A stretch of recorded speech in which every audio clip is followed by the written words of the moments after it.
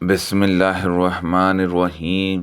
حضرت ابو ہریرہ رضی اللہ عنہ سے روایت ہے کہ رسول اللہ صلی اللہ علیہ وسلم نے فرمایا، اپنے آبا سے بے رغبتی نہ کرو، چنانچہ جس شخص نے اپنے والد سے انحراف کیا تو یہ عمل کفر ہے۔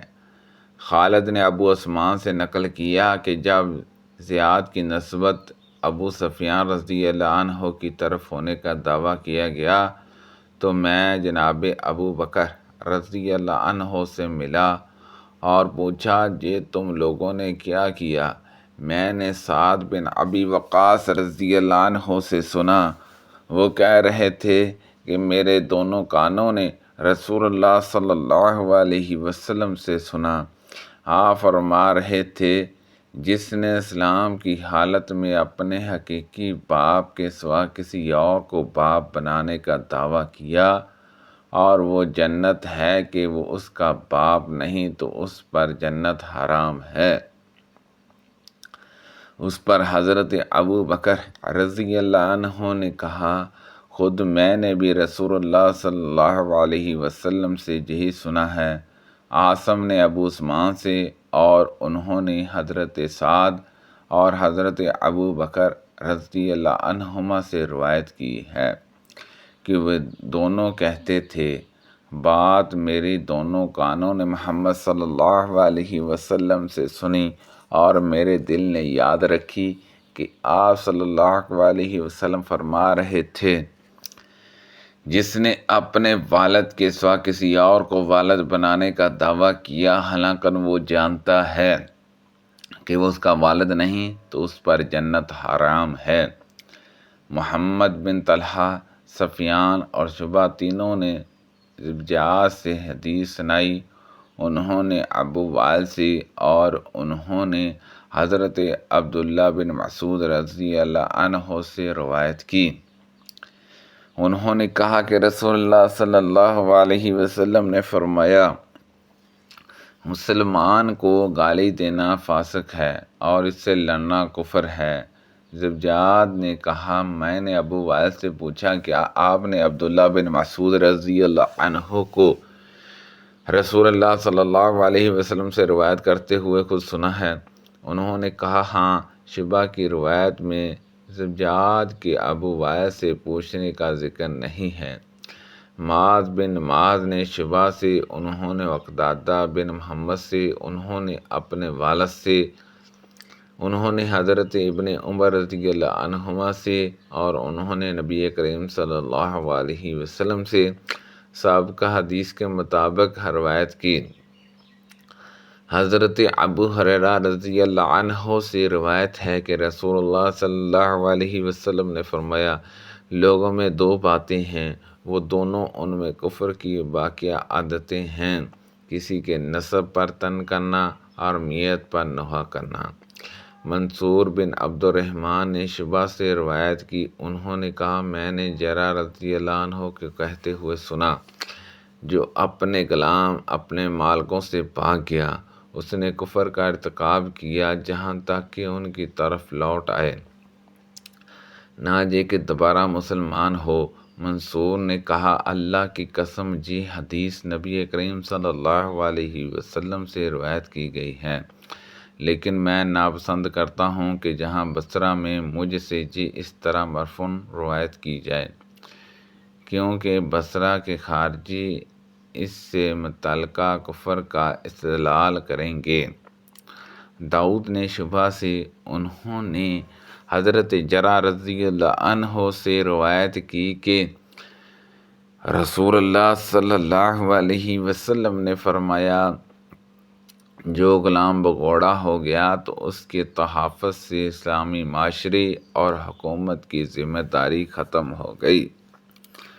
مغیرہ نے شعبہ سے روایت کی، انہوں نے کہا، حضرت جرا بن عبداللہ رضی اللہ عنہ نبی کریم صلی اللہ علیہ وسلم سے بیان کیا کرتے تھے کہ جب غلام بھاگ جائے تو اس کی کوئی نماز قبول نہیں ہوتی، جس طرح حرام کھانے والے کی نماز قبول نہیں ہوتی۔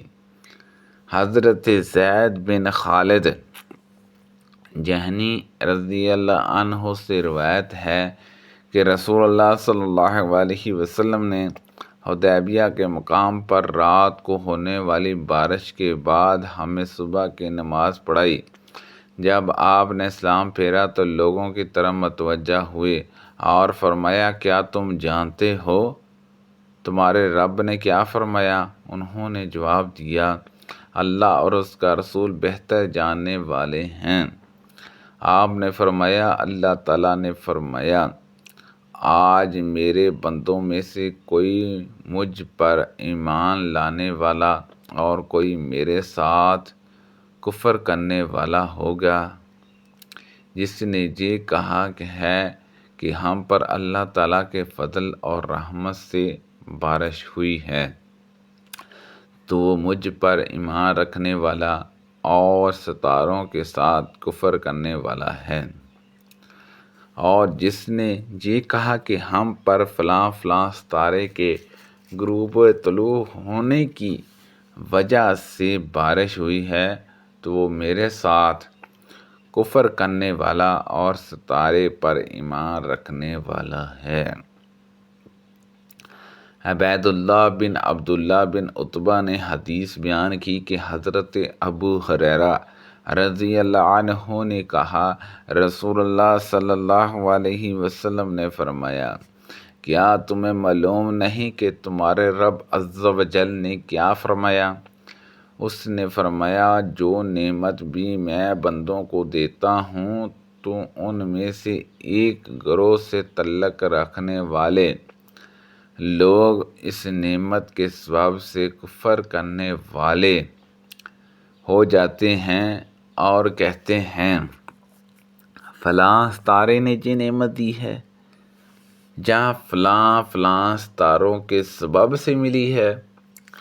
حضرت ابن عباس رضی اللہ عنہما سے روایت ہے کہ رسول اللہ صلی اللہ علیہ وسلم کے دور میں لوگوں کو بارش سے نوازا گیا تو نبی کریم صلی اللہ علیہ وسلم نے فرمایا، لوگوں میں سے کچھ شکر گزار ہو گئے ہیں اور کچھ کافر ناشکرے۔ بعض لوگوں نے کہا، یہ اللہ کی رحمت ہے، اور بعض نے کہا، فلاں فلاں نوا ایک ستارے کا غروب اور اس کے سبب سے دوسروں کی بلندی سچی نکلی۔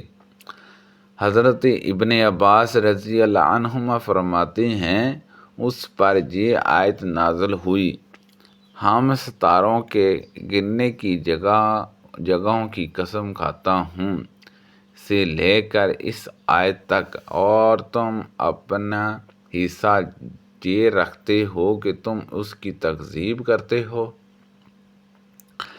عبد الرحمن بن مہدی نے شعبہ سے حدیث سنائی، انہوں نے عبداللہ بن جبر سے روایت کی، کہا، میں نے حضرت انس رضی اللہ عنہ سے سنا، انہوں نے کہا کہ رسول اللہ صلی اللہ علیہ وسلم نے فرمایا، منافق کی نشانی انصار سے بغض رکھنا ہے اور مومن کی نشانی انصار سے محبت کرنا ہے۔